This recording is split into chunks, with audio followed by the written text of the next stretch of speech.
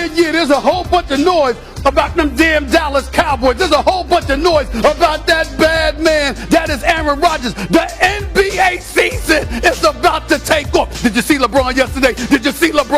I know I did. I know Molly did. Some dude named Swagoo invading the airwaves, acting like he gonna take over. It's Wednesday with Swagoo. Like that's gonna make a difference. Hell no. First takes in the house. I don't know why you showed up. Let's get it on, y'all. I'm here, baby.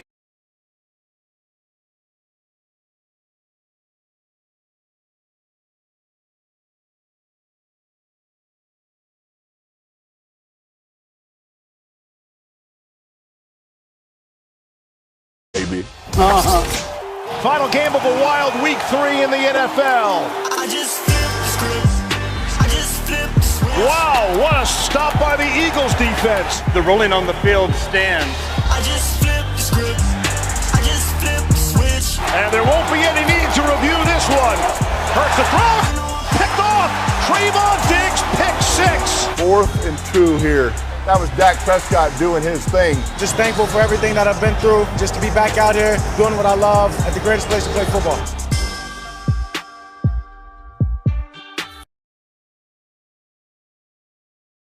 Good day. What's going on, everybody? Welcome to First Take. Thank you for being with us. Stephen A. Smith, Marcus Spears. Marcus, I like the fit. Yo, appreciate it. Appreciate it. I'm going back to school uniform. I feel I'm going you. back to school uniform. I want to say this. I appreciate the fact that you got a tie, because when you huffing and puffing and your shirt is open, you don't look like the pastor that you are. So it's good that you wearing a tie. Nah, we know I look smooth, but guess what, Swagoo? I got something that you're going to agree with me on totally. We can't mess around with Mollywood. Oh, no, we cannot. We can't. We have no cannot. We have no we cannot. We have no She flexing. Thank She you. flexing today. I'm trying. She flexed. I feel a little embarrassed right now. If I could blush, I would. Hey, Thank you, guys. Molly, Stephen A. just jealous when I don't have a tie on because the muscles be popping out. Something he ain't never had. Hey, Marcus. Stephen A. knows he's got a basketball Marcus, build. can you see me? Can you see me, Marcus? I got a better 1-2 combination than you do. All right, guys. You know who else has been looking smooth? Dak Prescott, looking like that deal. Have you seen him, Stephen A? The Cowboys lost a 2-point game to the defending champs, then beat a loaded Chargers team and blew out division rival Philly. Through 2 games this season, Dallas is averaging 30 points per game and has a top 5 rushing attack. As for Dak Prescott, completing nearly 78% of his passes. Best in the NFL. Marcus. I know you spent a lot of time there down in Dallas. Should the NFC start worrying about the Cowboys? You damn right they should, Molly Q. And it's because of what they watch. And I hope they watching the same thing we've been watching with this offense and this defense that has 8 turnovers through the first 3 weeks. They look competent. You know, them being halfway better than they were last year defensively puts them in the conversation, because this offense is going to continue to build off of what we've seen them do already. So absolutely, when we're watching football now, right, the first thing our eyes lead to is who's good on offense. Who can score a lot of points? What team has the dudes in order to get it done? Dak is looking as good as any quarterback in the NFL right now. They play tough teams. They got a tough matchup coming up against the Panthers. The Panthers defense is not to be played with. So this will tell us more about the Dallas Cowboys. But bottom line is this. We railed and ranked on them last year about the situation, how they played football, and what it looked like.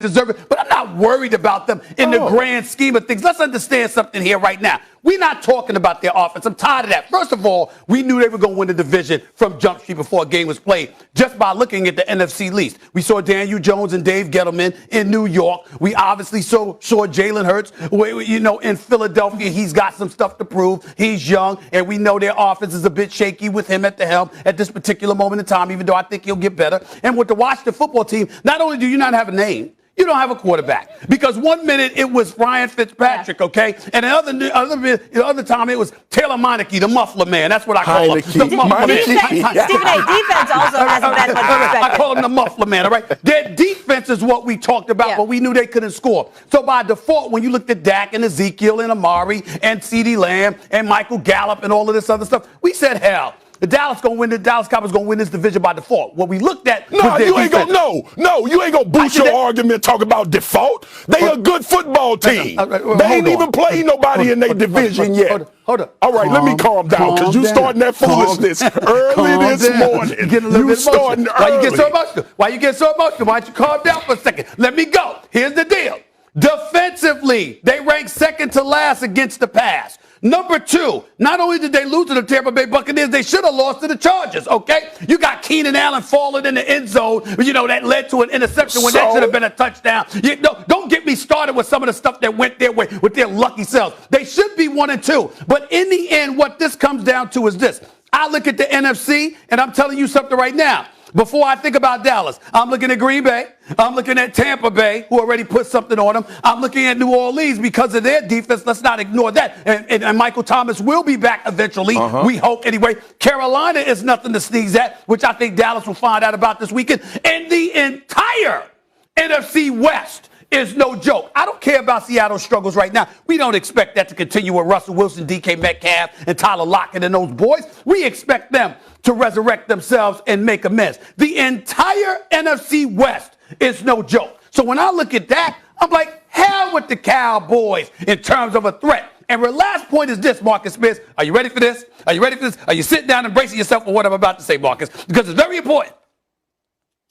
It's moments like this that I love. Because while the Marcus Spears of the world and others talk about the Dallas Cowboys being a threat, the Dallas Cowboys hear stuff like that. And the more it's elevated, the more their expectations build. And the more expectations build, palms get sweaty, backsides get tight. And if there's any team that has proven in the modern era that they will fold under such pressure, it is the Dallas Cowboys. So all of y'all out there, y'all keep on talking. Y'all keep on singing their praises. Watch. All you doing is setting them up for a very, very dramatic fall. And I'm going to see it, and I'm going to love it. Can I talk now? You go ahead. America, y'all better stop letting this man fool y'all. Because, see, this is what you do. And I know this about you because we FaceTime and talk a lot. This is what you do. It's only one damn team that's going to win the Super Bowl. And so you bet the odds. You bet the odds, and you put the Cowboys under your foot like you don't do for other teams in the NFL. Just wait. It will collapse. They will start listening. It will be one Super Bowl champion. Cowboy fans deserve that. We are here in the third week of the season, and you listed off all of these teams about why not to be worried about the Dallas Cowboys. You watching the same damn thing I'm watching, but your emotion and the things you said won't allow you to acknowledge that the Dallas Cowboys. You won't acknowledge that they are top team in the NFC based on 3 weeks. Why are you standing there acting like you Barry White or something? I'm just trying to be smooth. That ain't you. You just as emotional as anybody else. And by the way, on the record, I said I don't think the Cowboys gonna win a playoff game. I said that. Not a playoff game. It's cool for you to think it. Not a playoff game. It's cool for you to think it. Since you want to go high voice, it's cool for you to think it. I think so. But the bottom line is what we have sample size wise. By the way, the Chargers just beat the Chiefs. In case you didn't see that game, it's all right. I see all the games. You know that is 3 weeks into the season. 3 weeks into the season, the Dallas Cowboys are as good as any team in the NFL right now. Can we agree on that? Or you going to stay emotional and say it's default? Any team on both sides of the ball. Any team on both sides of the ball? No. I did not say better than any team. I said as good as any team we've watched. Okay. Are they as good as any The team we Rams? watched through 3 weeks of the season? They all right. They See, all right. How about this team? Molly, already, why is we everybody ain't 10 sweating? minutes into the show. They all right. Already, I got a towel. Yeah, That's he right. needs one too. What's Well, wrong with both because it's hot y'all? in here. I think you're getting nervous. That's what it is. Y'all getting Please, nervous. You Hold getting nervous. on. Hey, don't be embarrassed. Your loyalty. Hold on. I'm going to I'm putting Molly on blast right now. Your loyalty, you're going to have to start showing your loyalty. This is first take. Don't nobody make me nervous up in this seat. Nobody. Molly, Not he him, not sweating? Keyshawn, not Michael Irvin, No, not I'm Tebow, cool. Orlovsky. No, is he sweating? He's Let me see sweating. his forehead. Zoom in on that What you talking forehead. about? Beads of sweat. It's hot in here. Them Cowboys got him nervous. See? Them, Don't be falling out your chair. Don't be falling out your chair, Mr. Cool. Not so cool right now. You know? Oh, my I did goodness. almost fall. They didn't let me know. I did almost fall right there. I did. Stephen A., I'd catch you. Really? I don't think Molly would catch me. I would Molly catch would be like this. Oh. That damn. is a lie. That what he is a was lie. saying. Stop Let me lying fall. to I'm just America. saying. All I'm just saying. Let's get to a subject Sure. you like. That bad man, Aaron Rodgers, with another cathartic session on the Pat McAfee show. Rodgers airing it out on the field and on the mic, and we are here for all of it. Well, it's a rough night, I guess, for some of those he doesn't care campers. It always is a special place for me to come back to Northern California, but I don't need any extra motivation or inspiration. It was a measuring stick for our football team, I think, to see how we matched up against another really good football team, and I'm proud of our guys. Yes. Why wouldn't they be? They have Aaron freaking Rodgers. Say it with me, Spears. He's a bad man. You know what time it is. I mean, come on now. The fact of the matter is that, listen, when we look at the Green Bay Packers, the arguments I made against the Cowboys, one could easily make against the Packers. Yeah. Until you think about who their quarterback is. See, what we're seeing from Dak Prescott, we applaud and we should applaud because obviously he's playing some terrific football thus far for the most part. But we don't make a big deal out of Aaron Rodgers doing that. You know why? Because he's Aaron Rodgers. That's why. You remember KD, Marcus Spears? Remember KD? You know, I'm Kevin Durant. You know who I am. You know who I am. That's Aaron Rodgers, okay? You know who I am. And that's what these interviews with Pat McAfee is all about, who, by the way, is doing a great job with his show. The bottom line is this. You know who the hell he is. And so when you see Aaron Rodgers, you have to think about a league MVP. You have to think about a Super Bowl champion. You have to think about somebody that has proven as a talent at the quarterback position, he might be the greatest we've ever seen. And we were ready to anoint that title to Patrick Mahomes, as deservedly so, because he is an absolute stud. But over the last 2 weeks, he's come crumbling down to earth just a touch with their 2-game losing streak. And we've seen Aaron Rodgers throwing that football. And we're saying, wait a minute here. We thought that Patrick Mahomes wasn't capable of those things, but he is capable of those things. So now, Aaron Rodgers has reminded us at age 37, after all of these years in the NFL, fresh off a league MVP, he is the reigning league MVP. Yeah. Okay? He has put us on notice. All of this talk y'all been going off about, not just about my demise and all of this other stuff, which I think is a bit overblown because I think he's being ultra sensitive to all of that stuff. He had a bad game, and that's all anybody says. We all know how great and phenomenal Aaron Rodgers is, okay? And the people that get into his personal business and try to dissect his psyche and engage in character assassination, he should just curse them out and get it over with. I'm telling you, Aaron Rodgers is very cathartic. You should try it. He basically it's a beautiful thing to do. It's a beautiful thing to do. He should try it. Cussing people out sometimes is a beautiful thing. I'm here to tell you. I'm a witness. So the point that I'm making is family program. In the end, yes, family program, but damn it, that happens with family. And that's what needs to happen. And so here we are. Aaron Rodgers is where he is. But the bottom line is because of Aaron Rodgers, that is why the Packers are Super Bowl contenders. Strictly because of him. Period. Well, that ain't enough. And right now, I don't see them as Super Bowl contenders because they skating by. They skated by the Detroit Lions. They had 37 seconds to push the ball down the field. And I agree with you. 12 is amazing. He's the best we've ever seen over this long period of time. But the bottom line is the Green Bay Packers got some problems, man. They got some real issues when it comes to their football team beyond Aaron Rodgers. They have struggled in these last 2 games. Had it not been for the amazing quarterback that they have, this team would be 1-2, potentially 0-3. That's the reality of it. Jimmy Garoppolo left too much damn time on the clock, and the Detroit Lions with Jared Goff decided they didn't want to play football no more in the second half. That's what it boils down to. Now, we can be emotional about it, and you can scream bad man and start talking all you want to talk about how great Aaron Rodgers is, just like you put the notch on the Dallas Cowboys in the first conversation. If you look at the Packers play, the first 3 games of the season, they've skated by with an all-world quarterback that is not going to get you where you need to be. Now, here's where I agree with you. Yeah, it's time to get better. It's time for them to still keep ascending and going up. And obviously, we get his team benefit of the doubt because 12 is their quarterback. But when you break down film and dissect it, the Packers got some issues, man. They got some serious issues. And the one issue that they have, which I'm concerned about, is not playing a full, complete game yet. And I want to see if it can happen. We've talked about this defense. We talked about them being the part that's hurting this team. We talked about, are they Super Bowl contenders for real? We need to find out because of this defense. Yes, you should be worried about the Green Bay Packers. But right now, they don't look like Super Bowl contenders to me. Okay. You could say that, but the bottom line is they've been in the NFC Championship game the last 2 consecutive years, and we know why that is. Mm-hmm. 1 game away from the Super Bowl. So we know why that is. Let's stay with that. Marcus, would you say that Rodgers is the early MVP frontrunner? No, Molly. The early MVP frontrunner is Derek Carr.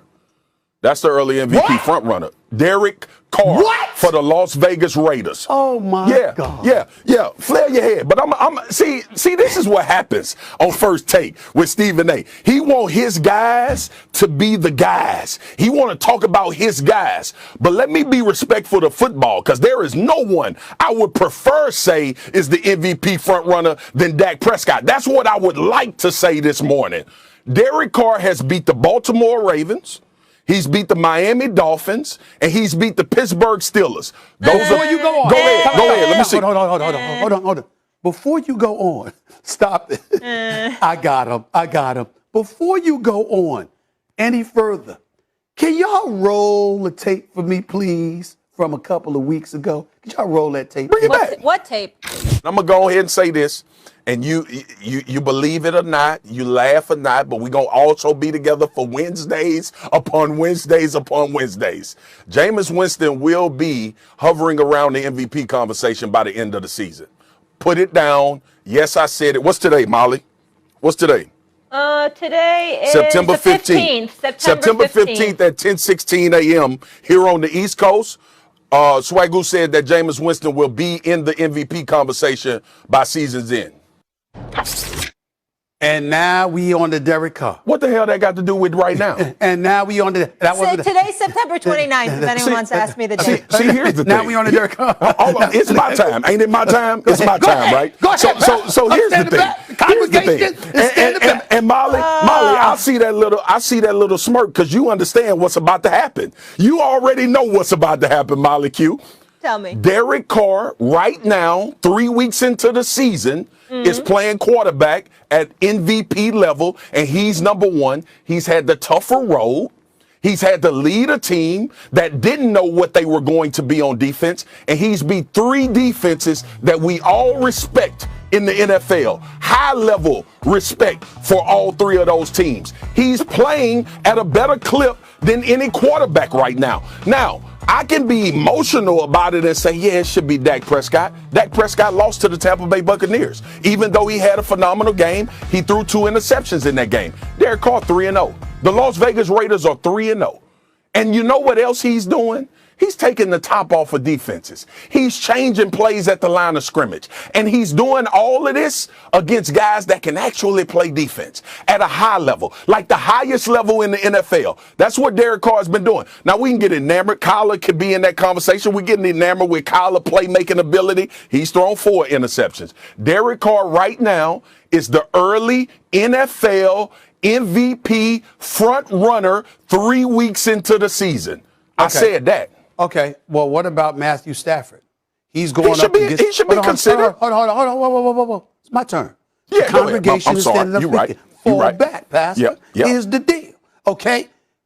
Matthew Stafford's undefeated. Mm-hmm. They just blew out the reigning defending Super Bowl champions. And in the process, Matthew Stafford is completing 70% of his passes to 64% of Derek Carr's passes. And oh, by the way, he's got 9 touchdowns and just 1 interception thus far. And he's undefeated in the first place in what's arguably the toughest division in football. So we got to get that out the way. Then we got to take into account Derek Carr. Yeah, Monday Night Football, you go up against the Baltimore Ravens, and we understand that. And, you know, they had some of their issues, some of their injury issues and what have you. All right, week number 2, you go to Pittsburgh. Hurts my heart because, you know, I believed in my Steelers, and I was dead wrong, and I got to own that because, you know, I'm a diehard Steeler fan. I let my emotion get in the way. I'll admit that in all seriousness. It's a damn shame what has happened to them offensively. Their offense is so bad, it's offensive. That's how bad their offense is, okay? So it hurts me, all right? But nevertheless, I look at their defense. T.J. Watt goes down.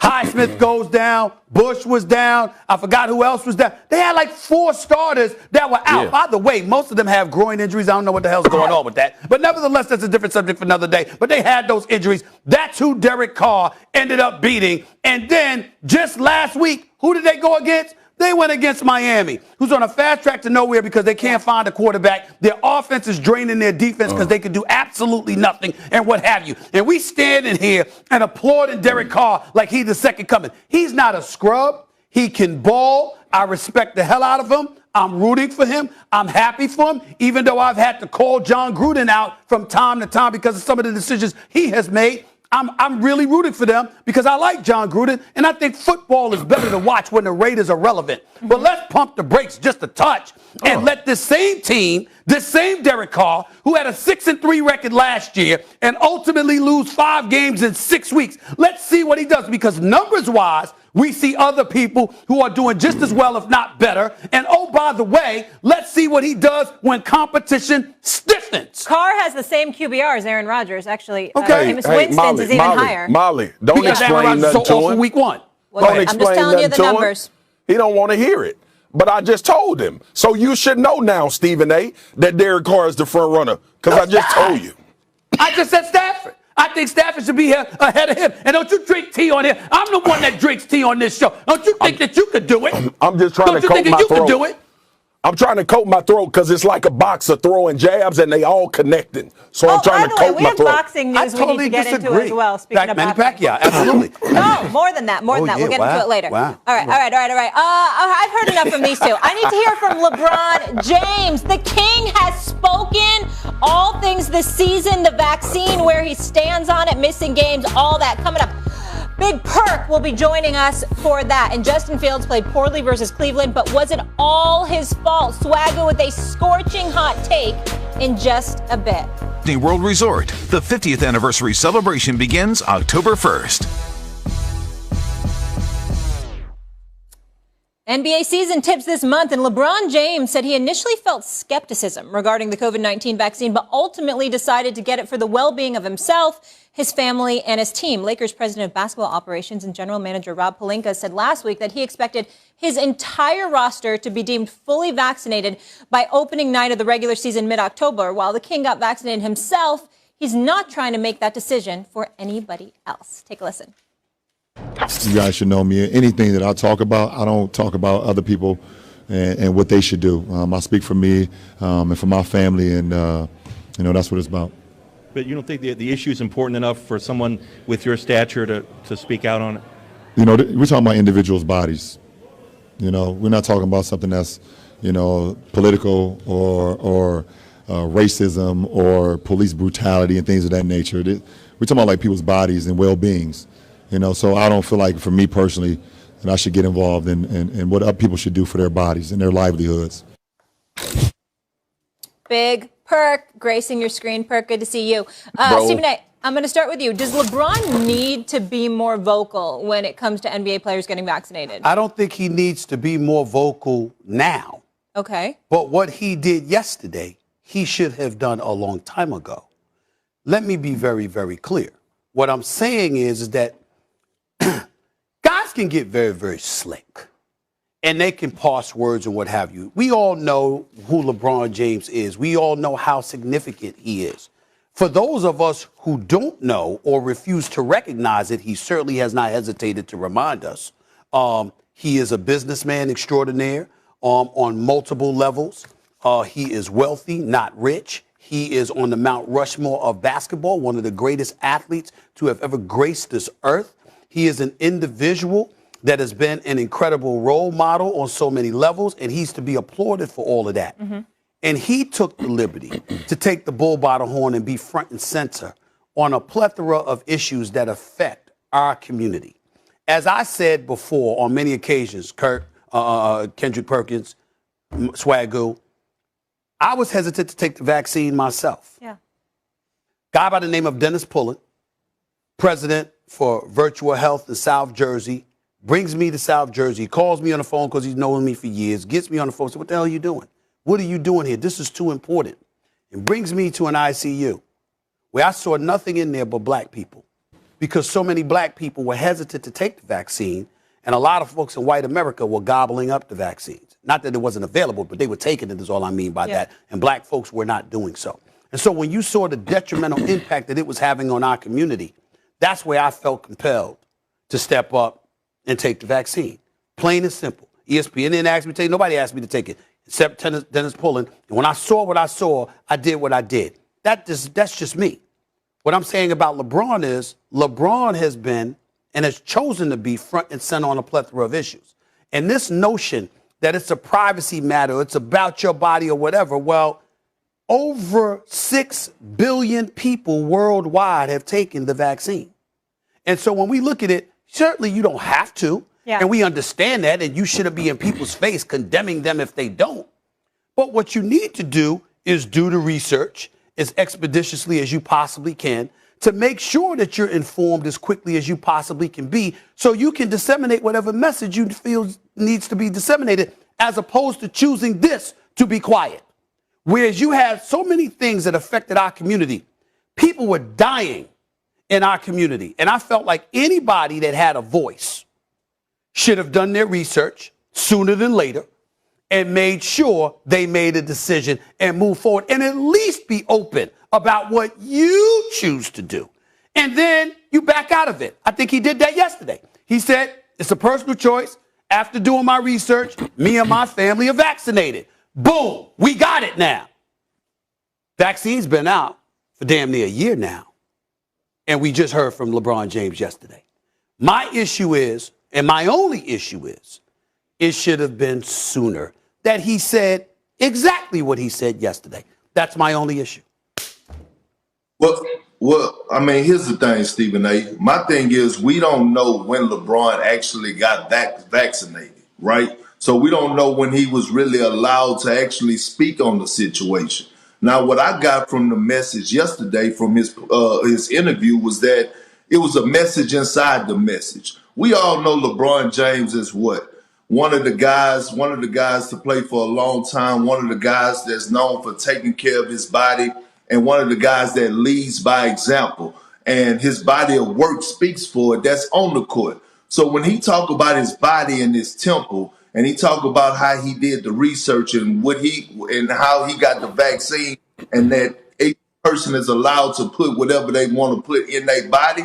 And what the message that I got is, okay, if LeBron, who's one of the smartest individuals in the basketball world, in my mind, like far as when he think things out thoroughly and things to that nature, if he's okay and he's take the vaccine, to me, I thought the message was very clear that he let his actions speak more than his words by saying, hey, I'm vaccinated. So now the rest of the league is looking around and saying, dang, Braun finally came out and said, I'm vaccinated. So it must be okay. Like you said, Stephen A., somebody had to basically, because you were hesitant along with me, somebody had to influence you to go get vaccinated. And that was the same thing with me. Once I started seeing people that I trust and go sit down and actually get a shot in their arm, I said, okay, now it's time for Big Perk to go sit down and get it done as well. You know, and for after doing my research. But here's the thing with the research, right? everybody's a researcher now. Okay, everybody's a damn doctor, right? And this is not the first time that we've dealt with this. Just think about it. When we was in school in the 60s or the 70s or the 80s or 90s, you were getting shots for the measles. We didn't know what that was at the time, to be honest. And now, you know, as an athlete, you have surgery, okay? You have surgery on injuries, and a doctor tell you, hey, look, take this at 8 o'clock for swelling, and you don't even question it. You don't go, you just pop the pill a damn Skittle. Or if they tell you take it for pain, you so much in pain, you ain't researching it. You need your pain medicine every 4 hours. So my thing is that all the quote unquote researchers out there, you've been trusting doctors all your life. What's the problem now? Go ahead, Spears. Got to be information from trusted sources. It's a great point. Marcus? Yeah, listen, both of you make great points. Here's what I will say, because this has become such a convoluted topic when it comes to whether dudes are going to choose to take the vaccine or not. And to Perk's point, for me, it's simple. Like, both of y'all know me, it's simple. Get on TV when somebody asks you, are you vaccinated? And say, I'm not, and I don't want to be. And deal with the consequences. That's the reality of it. There are consequences for dudes that's playing in the NBA, for us that work here at ESPN, for dudes playing in the NFL. There are protocols and there are consequences that you are going to have to deal with that vaccinated guys won't have to. That's one point. The other point is, when you look at this situation with LeBron, Stephen A., and I understand what you're saying, because we in the generation of influencers now. We got people that's selling all kind of products because people follow them. I think what LeBron did yesterday will cause some guys to either take a deeper dive or go get a vaccination shot, right? I dealt with this personally in my aunt, Mickey, spent 3 months in the hospital from COVID, and it was touch and go for 2 months. So I understood the gravity. My mom lives with me, who's 60 plus years old. I ain't gonna give her real age because she's gonna call me and curse me out. 60 plus years old. She went and got vaccinated before anybody in my family went to get vaccinated. And I looked at that particular situation and I said to myself, okay, I have this responsibility to my wife and my 3 children. I have this responsibility to my mom who lives in the house. So that was my decision-making process. The point I'm getting to is when these guys get on television and tell me that they have to do research, and when these guys get on TV and tell me, well, I'm just waiting to see and I'm trying to find out what the parameters are. No, you're not, man. Just say, I don't want to take the damn shot. And be done with it and deal with the things that come along with that. You're going to be criticized for taking it. You're going to be criticized for not taking it. I don't want you to stand in the middle or play this clock game with everybody. I don't want to take it. That's what I would get on TV and say if that was my decision. But it's because they all are in this whole mood of, well, I don't know how this side of the crowd gonna react. I don't know how this side of the crowd gonna react. Man, stand firm in what you believe. Stand firm in what you gonna do when it comes to the shot or not, and deal with the consequences. Well, that's the bottom line. The problem with the consequences without taking it, you may end up in the ICU. That's the consequences that you have to deal with. Or put somebody else in the ICU. Absolutely. Let's not forget that. Ding, ding, ding. And at the end of the day, what they all saying and what we all saying is stop lying. The fact of the matter is COVID's been around for damn near 2 years. All right, you've had all of this time. You play basketball for a living. You have time to research if you deem the need to do so. And these dudes got access. So these dudes got access. They got access to the best doctors in the world, bro. That's right. All right, we got to go to break here, guys. Perk will be back with us later. Still ahead on First Take, Bears coach Matt Nagy being vague with the media about who should start on Sunday. Why Justin Fields should speak up. 17. It's also Swagoo and Kmart Day as well. Some breaking news here. The Bucs are signing Richard Sherman. It's a 1-year contract, according to Adam Schefter. Stephen A., Sherm, a Buck. What do you think? I'm very happy for him. Obviously, he had a very, very bad moment that was caught on camera. We don't know how those things are going to pan out. That's a personal issue with him and his family. But I know this. Other than that situation, he's been a high-character guy. And this is a guy, as far as I'm concerned, that's always been a high-character guy. And not knowing the details of everything else, just based on his record and his history, I love the fact that he's getting an opportunity. I think he would have to join a team where the defense, they've got enough pieces. He's an added complement because he is 33 years old. Yeah. So this is a team that plays a lot of man. Like, I wonder, he is older. I wonder what he's got. So I'm interested to see. Yeah. Yeah, and I'm hoping the best for him and his family, most importantly. All right, to the Bears, guys. The Bears' defense has been playing well, but the offense, a hot mess. Justin Fields, in his first career start, had 6 completions, but took 9 sacks and 16 hits. Critics say it's more an indictment on Matt Nagy's offensive game plan than it is on the rookie. Andy Dalton is hurt. Nick Foles was the backup last week. So what's the plan this week, Coach? Floor is yours. No, they're all three under consideration right now, in regards to where they're at. So we'll just have to kind of see, Hub, the next couple days where they're all at. We know where Nick's at health-wise, but we just want to keep an eye on Justin and Andy, and then for us to stay on that and make sure that we have a plan for any of those. Kimberly, official welcome on camera to you. Marcus, you're up first, though. Should Fields start on Sunday? No, he shouldn't start. Matt Nagy has shown his incompetence. I screamed this all offseason about Justin Fields needed to start because I thought Matt Nagy learned from his Mitchell Trubisky disaster. I thought he would put Justin Fields in a better situation to at least try to have success. And you know what? If the Chicago Bears are going to keep Matt Nagy, Justin Fields and this team need to figure out what other team they can try to go play for, with a coach that's going to give him an opportunity to play. Look no further than the New York Jets with Adam Gase and Sam Darnold and see what's happening right now with the Carolina Panthers. We heard Mitchell Trubisky tell us, and I don't know if we all believed him when he got to Buffalo, about how competent Brian Daboll was and how he felt like he was learning how to play the position at a very high level. And obviously in the preseason, Mitchell Trubisky came out and played well against the Chicago Bears, and it looked like Mitchell Trubisky from his rookie year. It was a lot of the same things that he did to send himself to the Pro Bowl.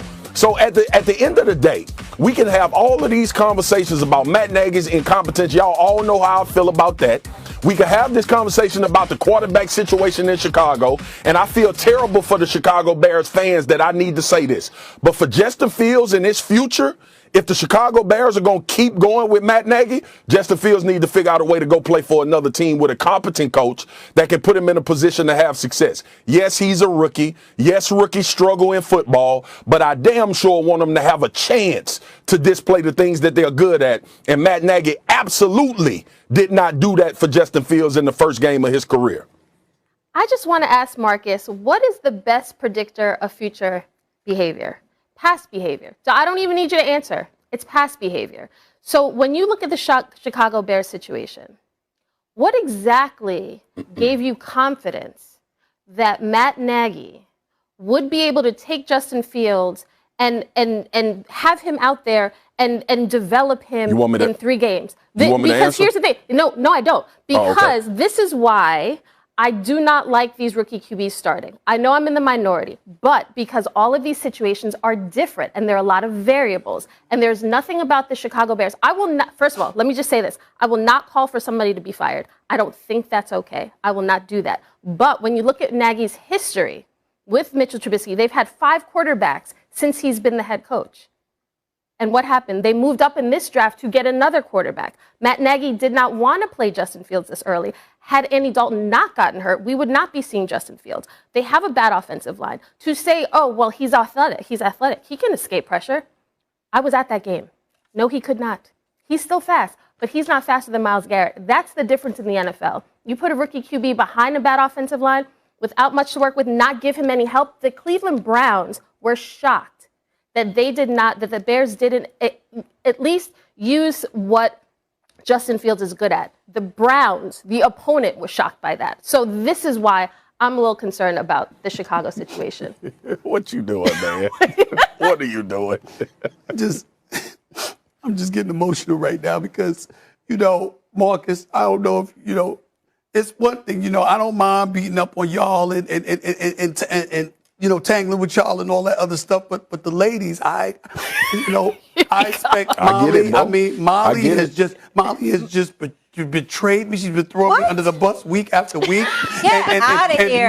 Mina is supposed to have love for me, and she comes on and she's so abusive to me. And then I said, it's all right because, I got Kimberly. You know what I'm saying? I got Kimberly. I got my girl. We go way back. You know what I'm saying? Kimberly and I go way back. And then all of a sudden, she came in here a couple of weeks ago and not only brought up Dak Prescott, Marcus, she had film on me, bro.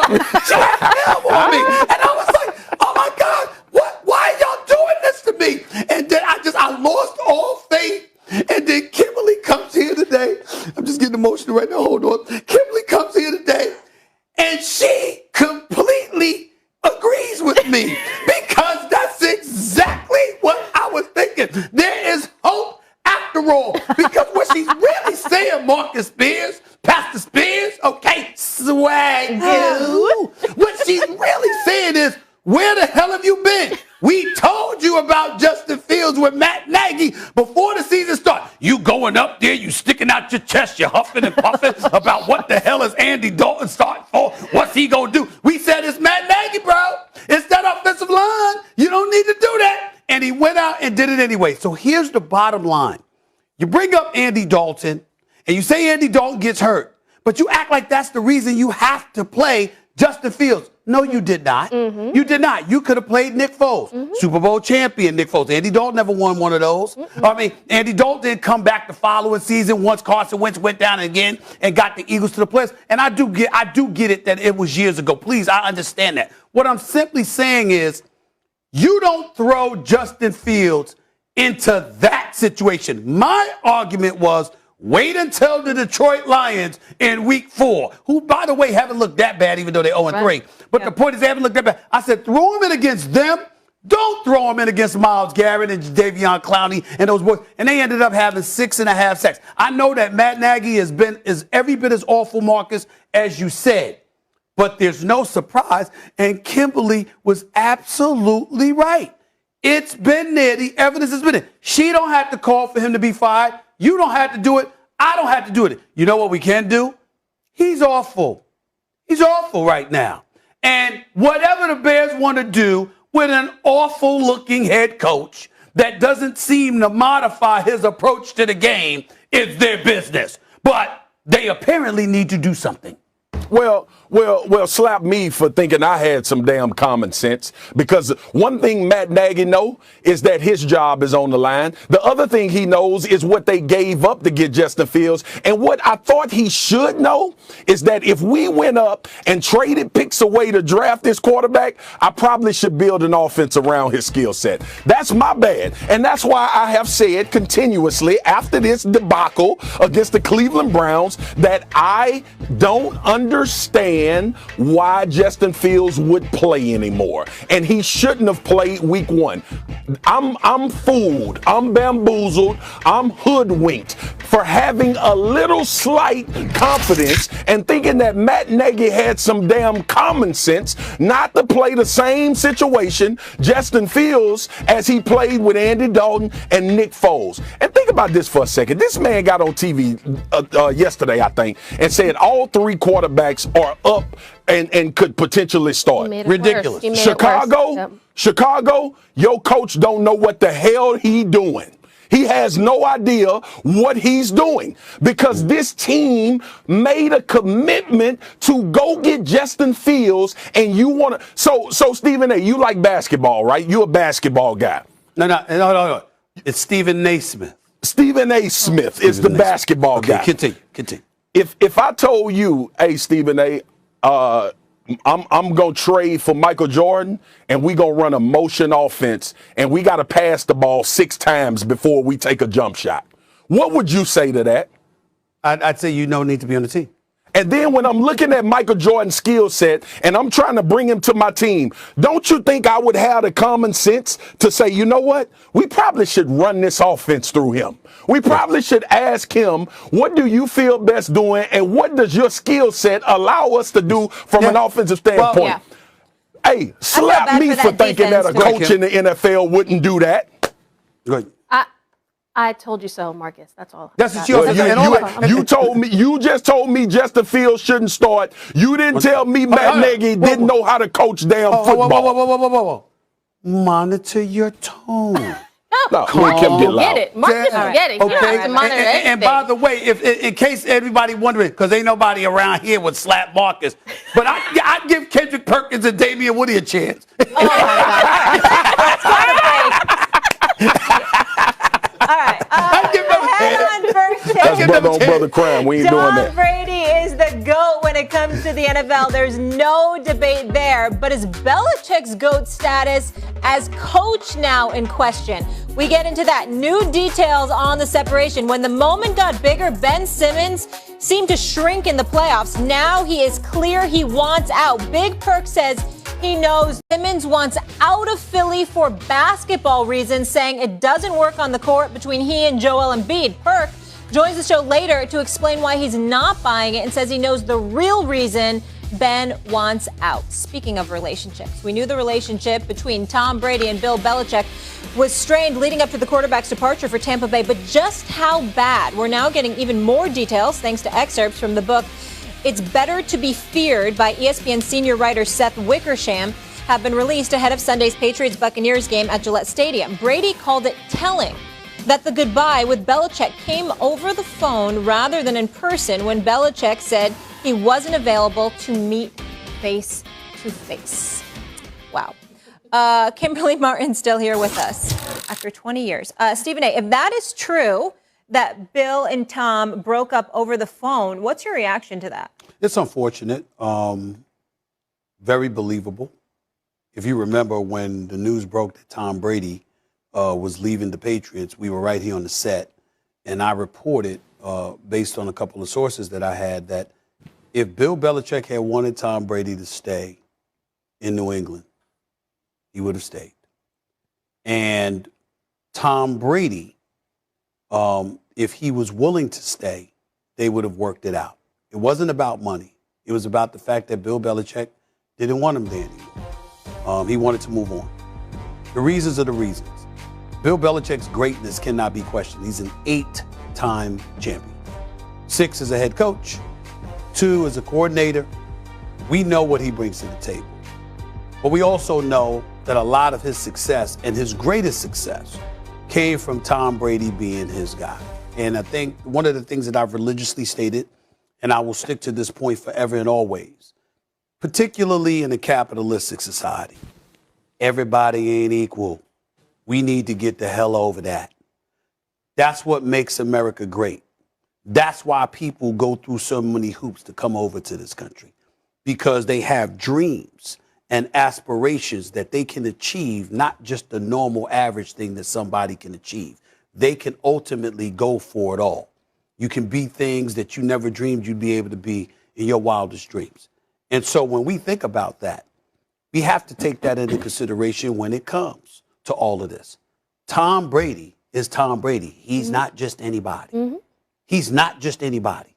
And when you have a guy, no matter how successful and great he is, no matter how much he assisted in the greatness that Tom Brady put forth, when you have a guy that's so rigid, that's so stubborn, and so sold on his own convictions that you can't gumption up the nerve to somewhat modify or alter your way of thinking or your way of doing things for this individual, it sends the message that to you, no one is special.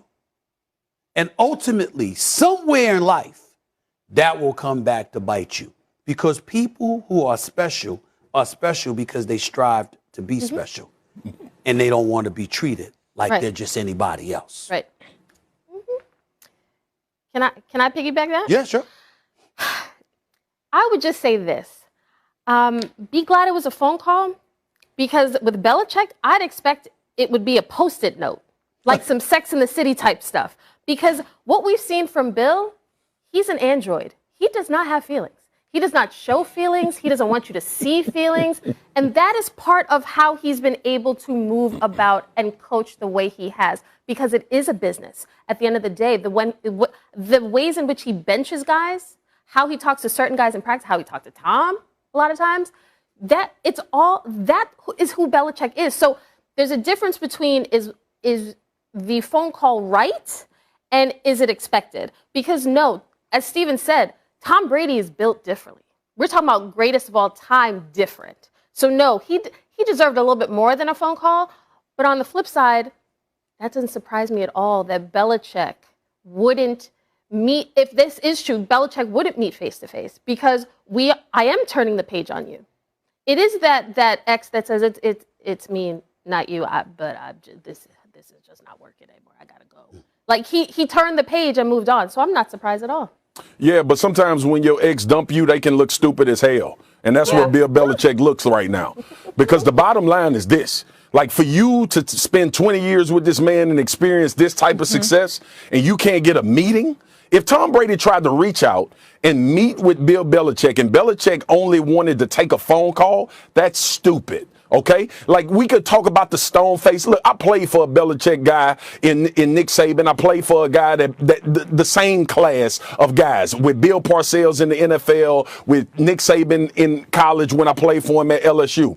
The bottom line is what Stephen A. said, and this is something Nick Saban used to tell us all the time. Everybody be treated fair, but everybody ain't equal. That's the bottom line. Like Bill Belichick, he owed a face-to-face meeting with Tom Brady. Absolutely. Because Bill Belichick, and look, this is not to take away anything from him being a great coach. Two things can be true. Bill Belichick was the GM and the head coach. He deserves a lot of credit for what transpired in in New England. But we also know that Tom Brady had a lot to do with that, and a lot to do with how that team functioned, from not only from a football on the field standpoint, but from a contract standpoint, allowing guys to be around him. Belichick had tremendous players. There's a lot of guys through that 20-year span that's going to get gold jackets, and some that already have them. So this is not to discredit Bill Belichick's career and the success that he's had. But the bottom line in this particular situation, when we're talking about the greatest player to ever play the game, that ain't nothing you sneeze at.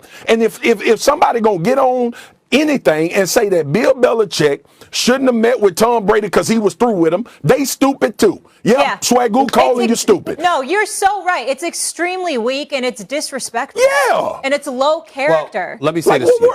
Hold on. Let me say this to you. As we all know, there are things that go on behind the scenes that we may not be aware of as it pertains to their direct communication with one another. We also have to remember that Bill Belichick had Tom Brady in his 20s, like Alex Guerrero said, his trainer. We have to remember something very, very important here. When Bill Belichick inherited Tom Brady didn't have Giselle. Why is that so important? Because I'm talking to two ladies up here. I'm going to keep it real with you. You understand what I'm saying? Y'all got cachet, damn it. What y'all feel matters. And the reality of the situation is that you will alter a man's life in a very, very good way. However, that good way for him might not be that good way for Bill Belichick. Because Bill Belichick once had control of the dude, want to come in, first one to arrive, last one to leave, no commitments during the day but other than you, and all of this other stuff. And now you got to share them. You don't know what kind of impact that may have had. In the end, though, here's what it comes down to. We could say anything we want, and we all feel the same way because it's Tom Brady we talking about. But where it really, really hits home is this. Oh, Bill Belichick, you better win, brother. You better win. Because that android that you're talking about, I must admit, I'm telling you right now, I've seen Bill Belichick at Celtics games. Oh, he's got passion then. He don't look like an android then. He's having a good old time when he's at those Celtics games hanging out with his loved ones. Oh, he's a completely different person than you see on the sideline. Outside the press conference during the football season. But I will tell you this. In the end, what it comes down to is he better win. Because if he don't win, everybody's going to look at Tom Brady and they're going to look at him and say, what have you done? And that's going to be something that will affect him. But I just have to say one more time, there's a right way and a wrong way to do things. And I don't care what strains happen in relationships or what kind of disappointments, what kind of hurts. You sit down and you look somebody in the eye. Like a man, after 20 years, everything that they've been through, a phone call is Agreed. But this is a business. For Belichick to conduct business as Nope. the Nope. decisions. No, I'm not Kimberly. saying it's right. I'm saying what we've seen from Belichick. This is his MO. I'm not saying it's right or wrong. I'm saying he should treat Brady differently. But he's showing you that he's not going to. So this is right. I'm not surprised. I'm not surprised. The only thing I would say, Marcus, real quick, and I'll give you the last word, is this.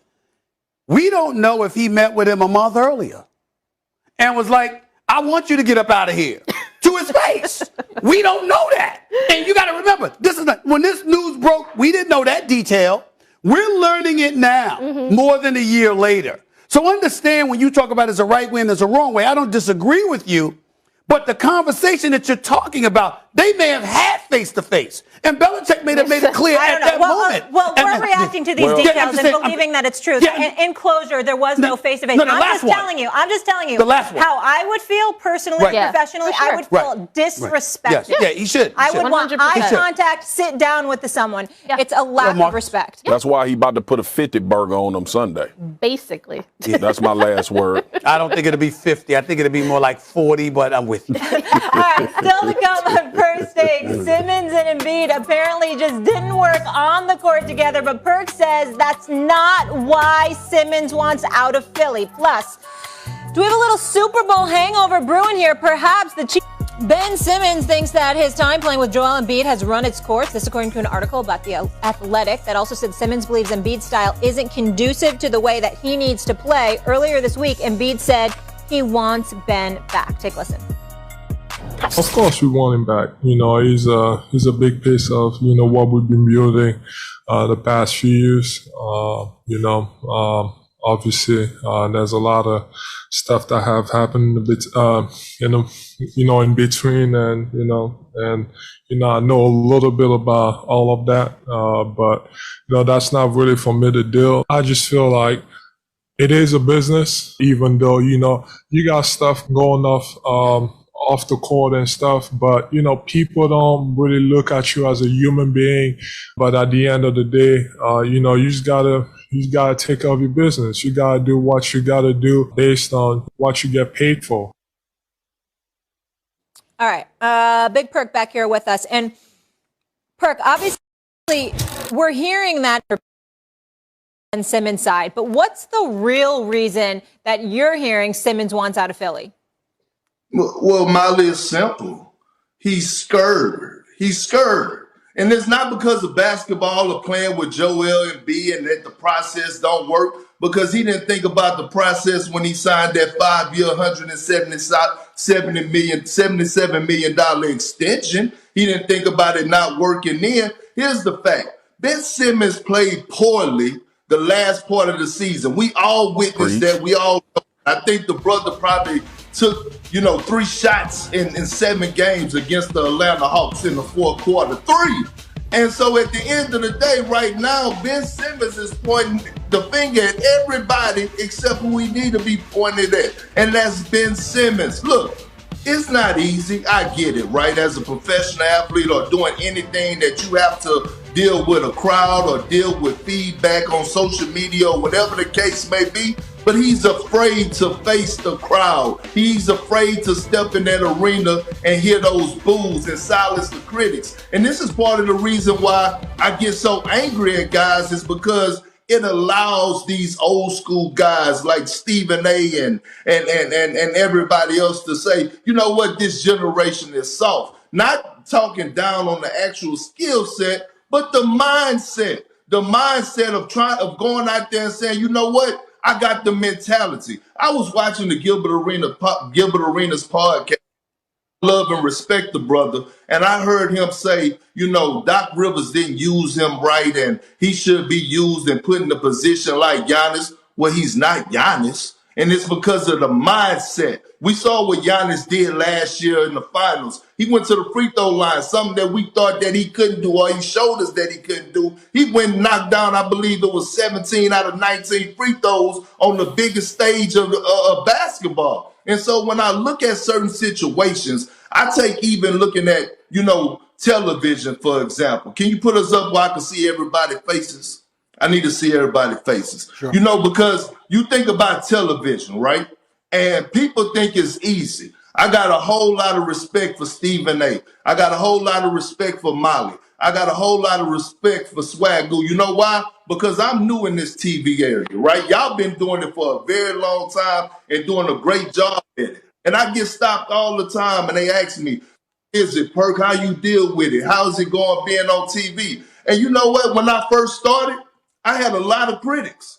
Oh, Perk ain't gonna be on TV for long. He speak with broken English. He's not that good. He don't use big words. He don't do this. But look, I didn't sit back. I didn't cry about it. I got better at my craft. I'm going to continue to get better at it. And I'm going to continue to come on here and be myself and continue to prove people wrong. And then all of a sudden, you start to see these people starting to say, hey, you know what? I'm starting to actually like Kendrick Perkins. I'm starting to actually like what he brings to the table. And we all have experienced that. But you got to have a mental toughness about yourself, some type of grown man mentality about, I'm about to silence critics, and he don't have it. Let me say this to you.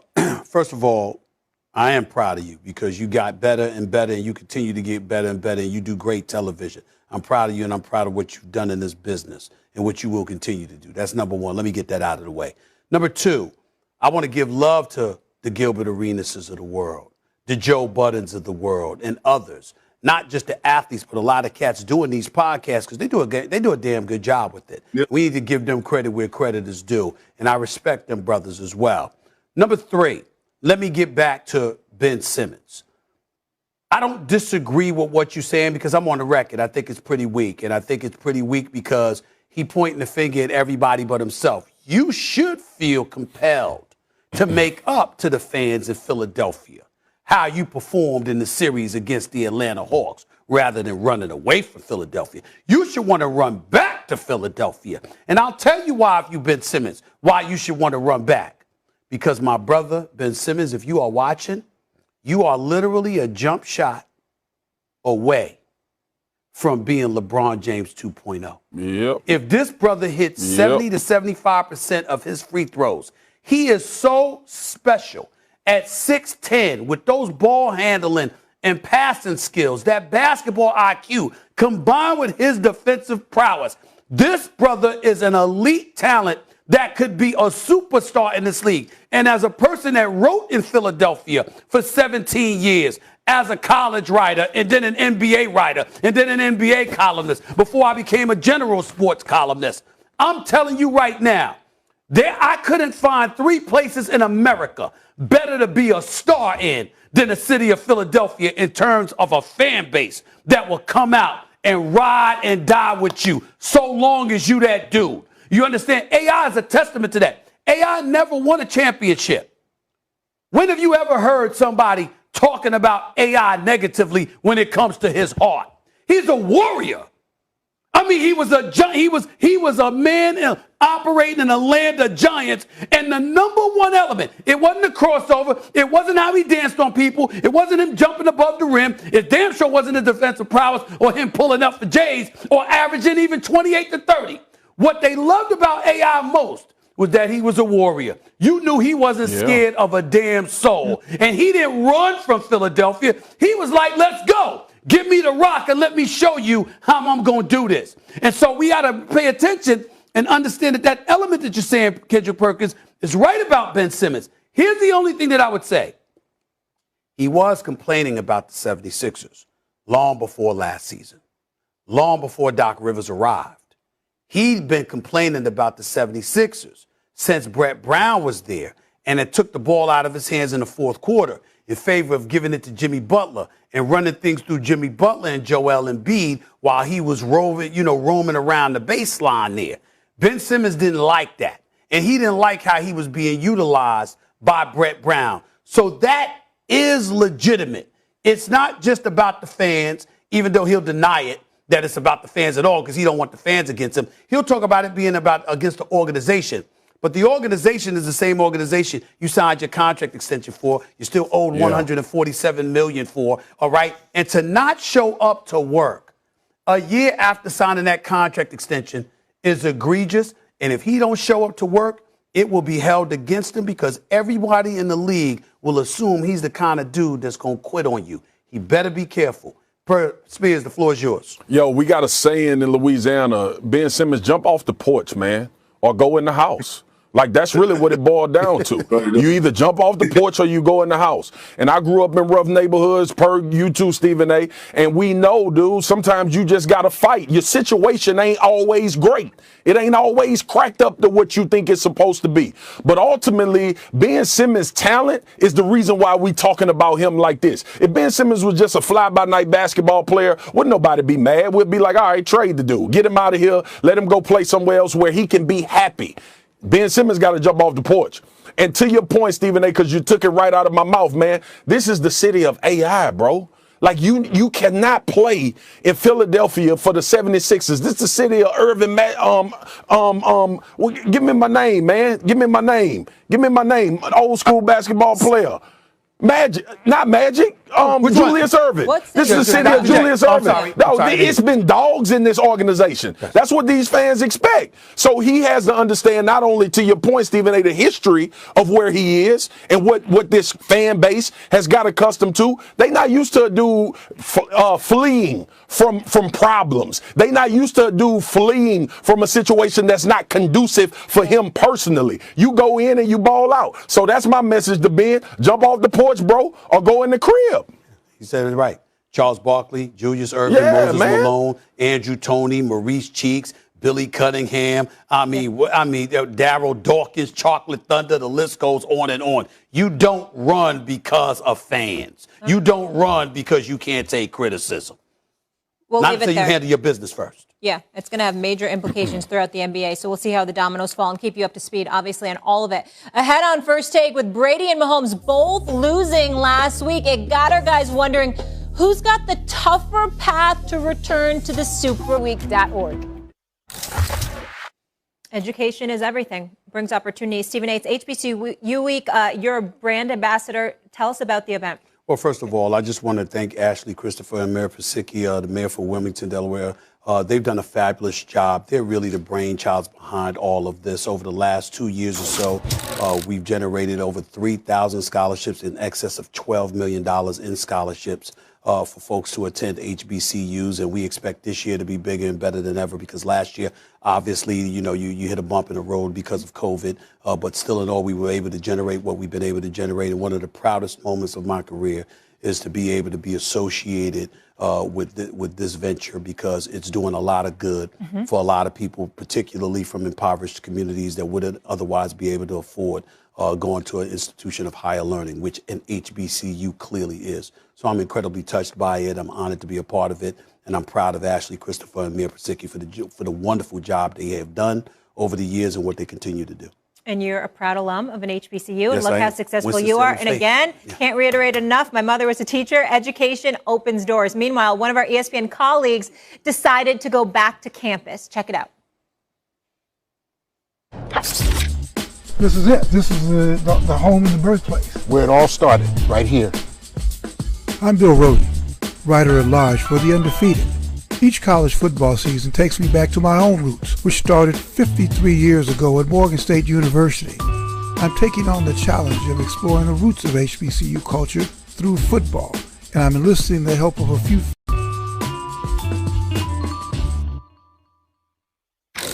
This is a special moment for me. You're talking about a man right here, host of the Undefeated's Black History Month Always Special, airing on September 29th on ESPN Plus, the one and only Bill Rohde, and right here with yours truly. What's going on, Bill? How are you, sir? Stephen A., how you doing, man? I'm doing great, man. It's good to see you. Why this project? Why now? Tell us about it. Yeah, Steve, you asked me a question the other day, which kind of haunted me, and it's basically, why do HBCUs matter? And I've been thinking about it, and I was thinking about it. It matters because, A, it matters to me. Going to Morgan changed the entire trajectory of my life. And I work with Roden Fellows. You've spoken to them. These are we're on our fifth class of 6 kids from 6 HBCUs, and every single class challenges me. They remind me that that our job is to basically hand back, pass the torch. And there are a lot of kids, man, who they see you. They see that you went to Winston-Salem State, say you went to Morgan, and it sounds kind of corny, but they do this and they get hope. They said, you know what, we could be at a Winston-Salem State or in Morgan or Hampton or Grambling, and we basically can reach very high levels. And so this trip, I took this trip. We did 5 states, 25,000, 2,500 miles, and basically to explore the roots of how we got here. How did HBCUs, why we continue to survive and thrive. And it was very eye-opening, man. I must tell you, it was. I didn't learn a lot of new, but it reminded me of what HBCUs have done for me and what they can continue to do. You were at Morgan State University. You talking about in the 1960s, man. I mean, I don't mean to tell on you like that, but you look damn good, so it's okay. But you were there. You were there back then. But even now, here we are in the year 2021. I want to know what message do you want to send to America and to the world about what HBCUs are and how HBCUs should be perceived? You know, most young people now go to predominantly white institutions, but the largest concentration of young black students are at HBCU. Some of the most talented students, man, who you will find, they're talented, they're driven, they know who they are, and you know, we've both gone through that, and they know that you know, life isn't handed to them on a silver plate. That coming from an HBCU, it requires dedication, it requires commitment, and there's still a need. There's still a need for HBCUs. They're very strong, black, powerful institutions that teach a lot of our young people how to roar. And I think that's sort of what's missing with a lot of young kids who go to PWIs and they spend their entire lives being in the minority. I think for 4 years of your life, it's great to be in the majority, to see black leaders.